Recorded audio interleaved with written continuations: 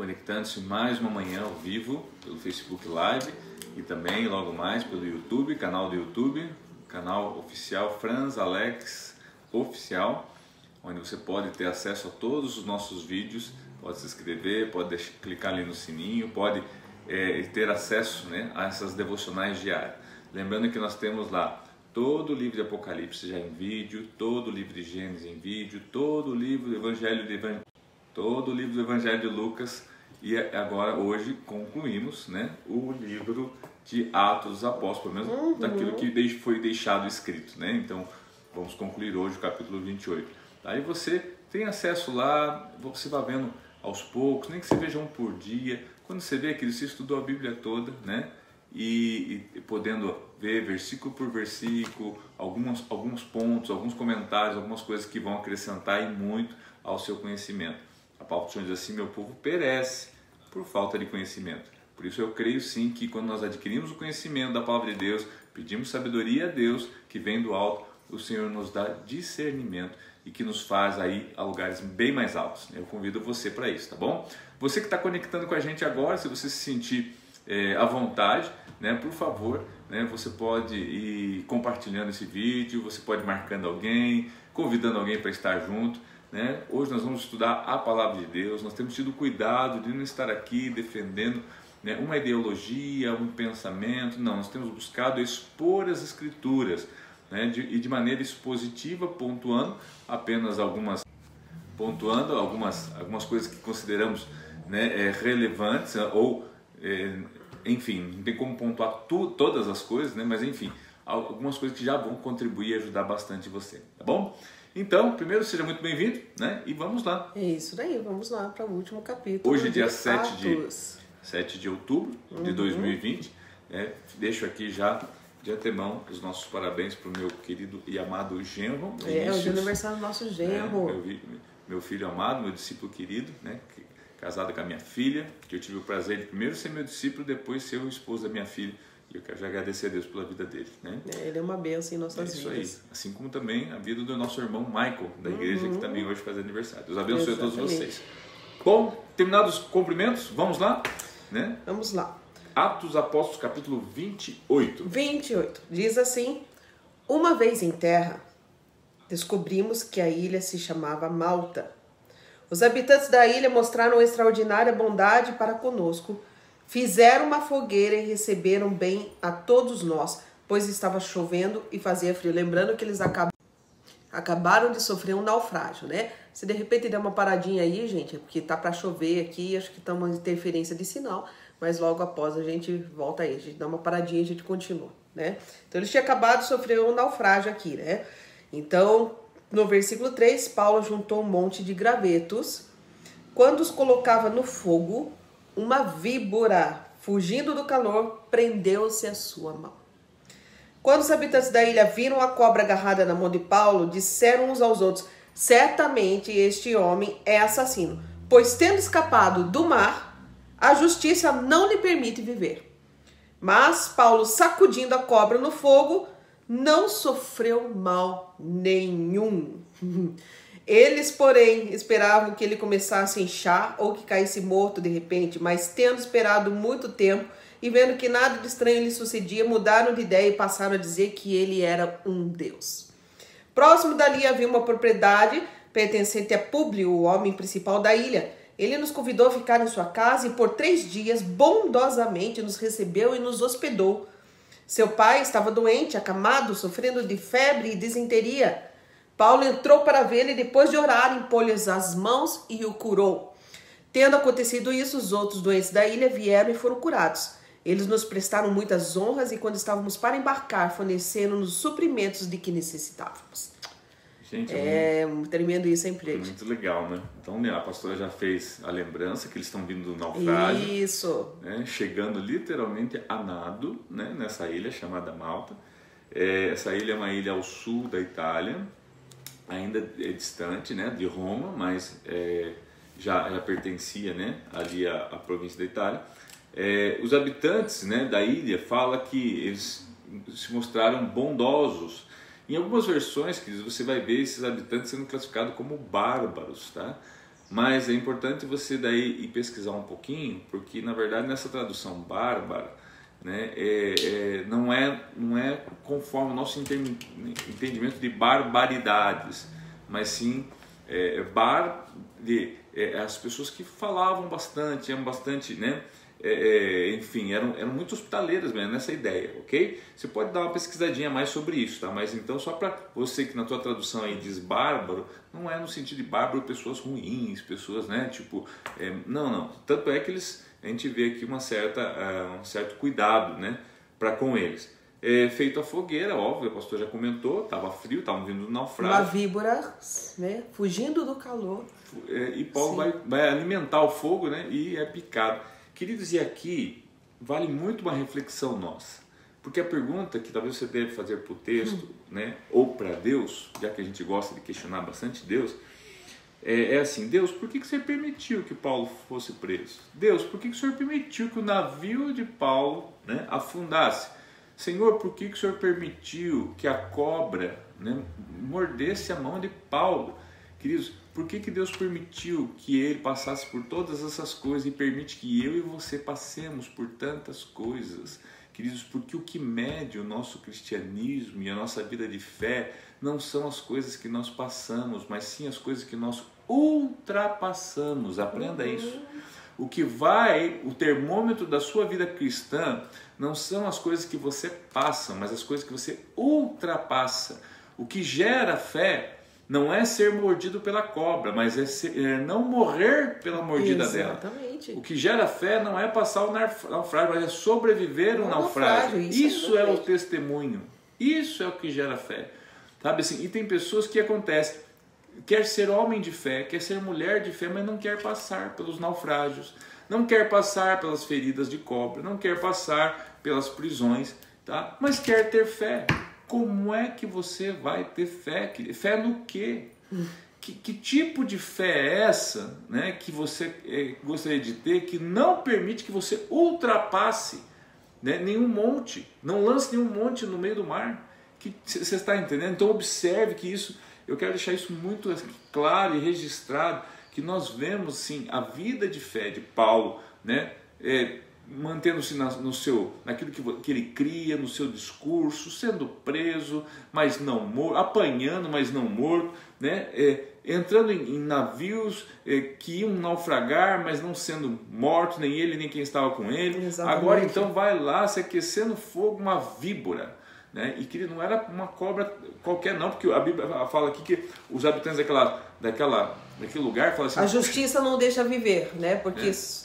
quase morreu no naufrágio, agora a víbora pega. O texto diz que esperavam que ele inchasse e morresse. Né? E não aconteceu nada disso, cumprindo o que a palavra do Senhor diz lá em Marcos, né? E se alguma coisa mortífera, né? Pegareis em serpentes e escorpiões e toda a força maligna. E aqui, pastor, algo me chamou muito a atenção quando nós lemos, né? Diz que Paulo, sacudindo a cobra no fogo, não sofreu mal algum, né? A serpente é representação de Satanás, né? Em toda a Bíblia nós vemos a serpente como representação de Satanás. Então, como que você lida com as obras do diabo? No fogo. No fogo, no fogo da oração, você produza fogo, meu querido. Sacuda a serpente no fogo, meu querido. Faça isso na sua vida. E eu vou te dar uma dica. E você não vai sofrer mal algum. Para você que está sem fogo. Quando você está sem fogo, né? O que você faz? Você vai até... onde tem brasa. Onde tem brasa. Você vai, né, na churrasqueira, vai na fornalha onde tem brasa. A igreja é o lugar onde tem brasa. Exatamente, né? Querido. Para te entregar fogo. Às vezes sozinho você vai se apagar, mas vai para um lugar, vai para perto de alguém que tem fogo. E você vai ser incendiado também. Né? Você já viu aquela brasinha ou aquele pedacinho de carvão, né, que está apagado? Quando você aproxima ele da brasa acesa, ele se encandece. Se incendeia. Né? Ele se incendeia. Então, assim, sacuda a serpente no fogo. Satanás tem feito algum mal a você, tem atacado a sua vida, tua vida tem sido atacada por obras do mal, sacuda no fogo. E é interessante, e olha o julgamento humano, agora eu faço um outro paralelo ao julgamento humano. Porque ele foi picado pela cobra, né? Qual o pensamento daqueles homens? Meu Deus, né? Deve ser um assassino, né? não escapou do naufrágio, agora vai morrer de picada de cobra. Irmãos, essa mentalidade é muito... Qualquer não pensaria isso, né? Meu Deus do céu, comum. quanta coisa acontece com ele. Tá sendo perseguido, tá sendo julgado, tá no navio, sofrendo naufrágio, vai pra ilha, é picado pela cobra. E você sabe que me retrata isso? Por isso que pessoas têm medo de passar desafios, pelo que os outros vão pensar dele. Exato. Aquela coisa assim, eu não gosto de contar, né, os desafios que eu tenho que passar, os meus naufrágios, as coisas, abre aspas, ruins, ou aparentemente ruins, porque o que vão pensar de mim? Vão pensar que eu sou um assassino, né? Queridos, vão pensar que você é um assassino, sim, se você não superar isso. Se você superar, o que pensam dele? Esse homem é um Deus. Vão pensar de mim, de você, são filho de Deus. Porque olha, esse câncer que essa mulher passou, né, era para ter matado ela. Olha, essa falência que esse homem passou nos negócios, essa pandemia era para ter acabado, né, com ele. Esses homens que têm estado em contato com tanta gente, seja no hospital, na igreja, na rua, né, era para ter morrido. Não são filhos. Você entendeu? Você sai de assassino para filho de Deus. Então, queridos, você que tem medo, tem vergonha, porque eu não gosto de que saibam o que eu estou passando, a luta que eu estou passando. Queridos, vão pensar, você está sabendo ou não sabendo. Passando. Você está passando. E vão pensar o que quiser pensar. Agora, depois que você vencer tudo isso, vão olhar, puxa, vão parar e pensar, puxa, Deus é com esse povo, hein? Olha, Deus é com esta família, Deus é com este homem, com esta mulher. Você está me entendendo? Então, que Deus possa falar ao teu coração. E grave isso no seu coração. Grave mesmo. Sacuda a serpente no fogo. Isso. Mais 2 detalhes só, que a presença do Públio, né? Que era uma espécie de ali dizia assim, propriedade perdida, mas ele era um romano que cuidava daquela ilha, tá? Era alguém importante, ele é importante você saber disso, tá? Não vou chamar um governador, mas alguém que é responsável para aquele lugar, né? Eles convidam, né, Paulo, depois de ver tudo aquilo, ele já, afinal de contas, agora ele passou a ser um Deus, né? Então, para quem que não quer ter um Deus em casa? Tudo isso, né? Recolhe em casa, tá? Por sua vez, ele estava ali com o seu pai, gente, doente, tá? Falava que estava com disenteria, com febre, enfim, né? Não sabemos que tipo Públio, de doença. né? Isso, o pai dele estava doente. E Paulo então entra ali, ora por ele, impõe as mãos, cura aquele homem. Irmãos, olha só, esse fato ficou tão conhecido, esse testemunho foi tão forte, que a Bíblia fala assim que os demais doentes da ilha vieram, né? E foram curados também.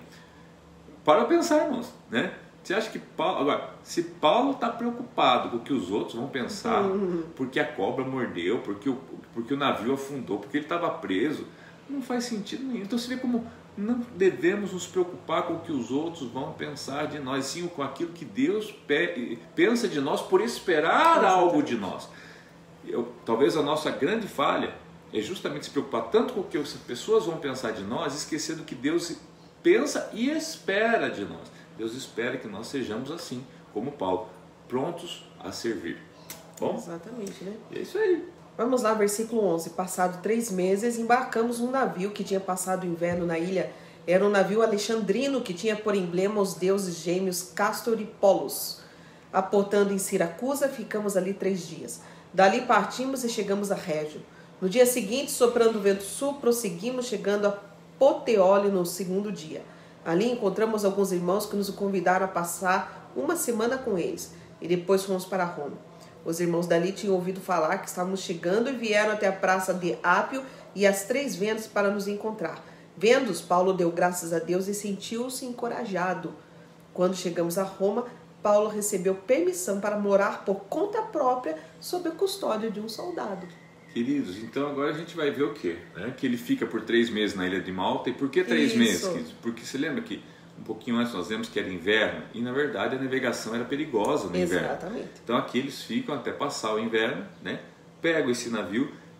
Lembrando que quem está escrevendo Atos dos Apóstolos é Lucas, e ele faz questão de colocar algumas coisas para fazer sentido para nós. Exemplo, ele fala, gente, você falar que foi um navio lá e depois de 3 meses levou eles, é uma coisa. Agora você falar que foi um navio alexandrino e que tinha por emblema deuses gêmeos, cita o nome desse Castor e Pollux, ele está querendo dizer alguma coisa, tá? E aqui, o que ele está querendo dizer, Lucas, quando escreve isso? Está dizendo assim, olha, o dono daquele navio, aquela embarcação, eles eram o quê? Devotos a um suposto Deus. Se você for pesquisar esses deuses gêmeos, Castor e Pollux, né? Ele tem lá a derivação deles, filho de Zeus e não sei o que, tem toda uma mitologia sobre isso, tá?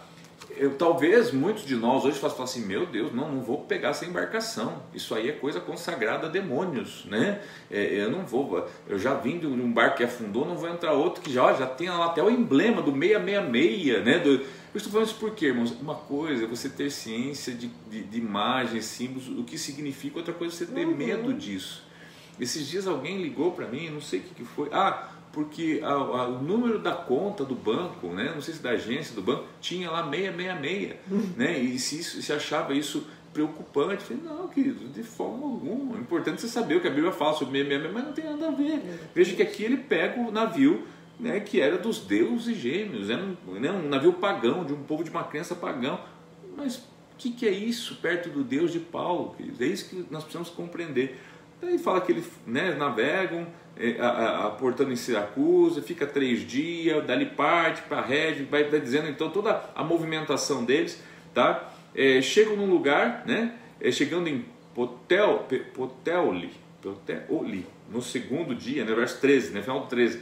Ali encontramos alguns irmãos que convidaram a passar uma semana com eles e depois fomos a Roma. Queria até finalmente, então, né, após, né, mais alguns dias, eles então, verso 16, fala que eles são encorajados por aqueles homens, e verso 16, quando eles chegam finalmente a Roma. E ali a gente vê então a chegada dele em Roma e vê algo interessante, né? Porque tanta expectativa em chegar em Roma, e agora então ele recebe permissão para morar por conta própria, sob custódia de um soldado. E você precisa entender por que isso. Queridos, lembra que ele estava indo lá para ser apresentado a César? Mas dizia a lei que ele ao ser apresentado a César, ele precisava ter uma denúncia e os seus acusadores deveriam estar presentes. Então agora você vai ver na sequência que ele vai ficar um longo tempo ali aguardando e não vai vir acusadores lá de Jerusalém para acusá-lo. Então não vai haver julgamento, ele não vai estar diante de César neste momento, porque não apresentaram acusações, e você vai ver isso logo a seguir, ok? Vamos lá, versículo 17. 3 dias depois ele convocou os líderes dos judeus. Quando estes se reuniram, Paulo lhes disse: meus irmãos, embora eu não tenha feito nada contra o nosso povo, nem contra os costumes dos nossos antepassados, fui preso em Jerusalém e entregue aos romanos. Eles me interrogaram e queriam me soltar, porque eu não era culpado de crime algum que merecesse pena de morte. Todavia, tendo os judeus feito objeção, fui obrigado a apelar para César, não, porém, por ter alguma acusação contra o meu próprio povo. Por essa razão, pedi para vê-los e conversar com vocês. Por causa da esperança de Israel, é que estou preso com essas algemas. Eles responderam: não recebemos nenhuma carta da Judéia a seu respeito, e nenhum dos irmãos que vieram de lá relatou que disse qualquer coisa de mal contra você. Todavia, queremos ouvir de sua parte o que você pensa, pois sabemos que por todo lugar há gente falando contra esta seita. Assim combinaram encontrar-se com Paulo em dia determinado, indo em grupo ainda mais numeroso ao lugar onde ele estava. Desde a manhã até a tarde, ele lhes deu explicações e lhes testemunhou do reino de Deus, procurando convencê-lo a respeito de Jesus com base na lei de Moisés e nos profetas. Então aqui, só para a gente poder não perder nenhuma informação importante, então agora ele está em Roma, tá? Né? 3 dias depois ele convocou líderes judeus, né? Gente, interessante que foi o Paulo que convoca, né? Tá? Se reúnem e Paulo fala para eles: meus irmãos, né? Embora eu não tenha feito nada, não conseguiram provar, não me acusaram, mas não, né? Fui preso em Jerusalém, entregue, tá? Porém me interrogaram, né? Queriam me soltar porque eu não era culpado de crime algum que merecesse morte. Todavia, o verso 19, todavia, tendo os judeus feito objeção, fui obrigado a apelar para César. Tá? Mas a gente vai ver agora que no verso 21, ele diz assim, ó: não recebemos nenhuma carta da Judéia. Lembra que eles tinham que enviar uma carta? Isso. Por que estava indo? Simplesmente Paulo chega escoltado, mas não tem nada, gente. Não tem uma ocorrência, não tem um BO, não tem nada. Tá? Então esses homens falam assim, ó: não tem uma carta a seu respeito. Nenhum relato de nenhum irmão. Porém, nós queremos ouvir você. Afinal de contas, tá? Queremos saber o que você pensa, porque muitas pessoas falam, né? Estão falando dessa seita aí, que ele tava, quando eles se referem a seita, eles estão falando do cristianismo, irmãos. Estão falando aqui, né, do caminho, era conhecido como os do caminho. Então nós queremos ouvir sobre isso, tá? Então Paulo começa então a explicar, né? Verso 23, né? Então eles falam que Paulo começa ali a falar com eles, com aquele grupo de pessoas, tá? Testemunhando o reino de Deus e procurando convencê-los a respeito de Jesus, tá? Com base na lei e nos profetas, né? Ou Moisés e nos profetas, que era, né, a linguagem que eles conheciam, aqueles judeus, lembra que ele estava falando com os judeus, tá? Falam que alguns foram convencidos do que Paulo dizia, mas outros não creram. E agora a gente vai ver aí que começa, né, uma certa discordância aí na sequência. Alguns foram convencidos pelo que ele dizia, mas outros não creram. Discordaram entre si mesmos e começaram a ir embora, depois de Paulo ter feito esta declaração final, bem que o Espírito Santo falou aos seus antepassados por meio do profeta Isaías: vá a este povo e diga, ainda que estejam sempre ouvindo, vocês nunca entenderão. Ainda que estejam sempre vendo, jamais perceberão. Pois o coração deste povo se tornou insensível, de má vontade, ouviram com os ouvidos e fecharam os olhos. Se assim não fosse, poderiam ver com os olhos, ouvir com os ouvidos, entender com o coração e converter-se, e eu os curaria. Portanto, quero que saibam que esta salvação de Deus é enviada aos gentios. Eles a ouvirão. Depois que ele disse isso, os judeus se retiraram, discutindo intensamente entre si. Por 2 anos inteiros, Paulo permaneceu na casa que havia alugado e recebia todos que iam vê-lo. Pregava o reino de Deus e ensinava a respeito do Senhor Jesus Cristo abertamente, sem impedimento algum. Então observe que após, né, fala que aqueles judeus, alguns criam, outros não creram, começaram a sair, lembrando que eram judeus, né?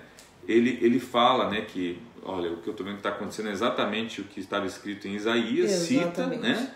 E conclui dizendo no verso 28, portanto, quero que saibam que a salvação de Deus é enviada aos gentios e eles a ouvirão. Ou seja, ele está deixando claro o seguinte: eu já entendi que Deus tem me levantado para me falar para os gentios, não é para vocês. Por isso que vocês não aceitam, por isso que vocês vão embora, tá? E isso traz, sim, uma inquietação no coração daqueles homens, né? 29 fala, depois que ele disse isso, né? Olha só, os judeus se retiraram, discutindo intensamente entre si. Por que discutindo? Tipo, né, esse cara é meio realmente controverso, coisa e tal. Finaliza dizendo que por 2 anos inteiros, queridos, ele permanece ali, lembrando que não houve julgamento, não houve a princípio nada, né? Ele permanece na casa que havia alugado, tá? Ele mesmo alugou, recebia todas as pessoas, pregava livremente, ensinava livremente, né? As pessoas iam, Jesus Cristo era falado abertamente e as pessoas iam lá sem impedimento nenhum, tá? É claro, ele estava preso naquela casa, né? Tipo assim, no sentido assim, né? Mas tinha liberdade, tá? Como sempre teve na viagem, como sempre teve de visitar. E ali, algo que não está aqui, e aqui acaba o livro desse jeito. Na verdade não acaba, né? Ele simplesmente para de escrever, porque o livro dos Atos do Espírito Santo na vida dos apóstolos continua sendo escrito nas nossas vidas. Então, na verdade, por isso que ele não pode ter um término, ele tem apenas parou, mas ele continua sendo escrito nas nossas vidas. Mas o que é interessante você saber? Foi aqui, nesses 2 anos, nesta casa, né, preso nessa casa, que ele escreve, tá, o livro aos Efésios, a carta aos Efésios. Ele escreve a Tito, ele escreve uma série de outras cartas das epístolas que ele escreve, tá? Inclusive mais tarde, 2 Timóteo, assim por diante, tá? Então, assim, daqui é que Paulo, Deus usa Paulo para deixar muitas instruções para muitos povos, filipenses, enfim, uma série de outros povos. Isso é importante saber, que aqui, mesmo preso, foi um escritório, né? Ele estava em home office, é muito chique hoje, né? Falar home office. Exatamente. Né? Queridos, e assim finaliza o livro de Atos dos Apóstolos escrito, mas tem o livro de Atos dos Apóstolos que continua sendo escrito nas nossas vidas, que se viessem a ser registrados, né, não haveria quanta coisa, né? espaço na Bíblia para concluir tanta coisa, tá? Que Deus continue escrevendo através do Espírito Santo os atos dos apóstolos na sua vida, na vida da sua família, da sua casa, né? Volto a fazer menção aqui, queridos, que aqueles que te veem hoje, né, ou em alguns momentos na sua vida, isso já aconteceu com a gente, como assassino, como bandido, como amanhã vão te reconhecer como Deus ou filho de Deus, né? porque vão ver, né, que você sobrevive, né? Você não deixa de passar, mas você sobrevive, né, a todas os intempéries, tá bom? Exatamente. Creia nisso, então não tenha medo do teu intempério que você está passando. Deus já está falando com você, você vai sobreviver, isso vai trazer um grande testemunho para a sua vida, fortalecer e deixar você ainda mais firme na fé do que você já está, tá bom? Um beijo no coração de todos. Assim acabamos o livro de Atos, né? E o que será que vem por aí, pastor? Acho que agora... Não vamos dar spoiler não, né, Não, pastor? né? Surpresa. Surpresa. A partir de quando, mãe? Uma coisa eu garanto, queridos, tá na Bíblia, tá bom? Tá?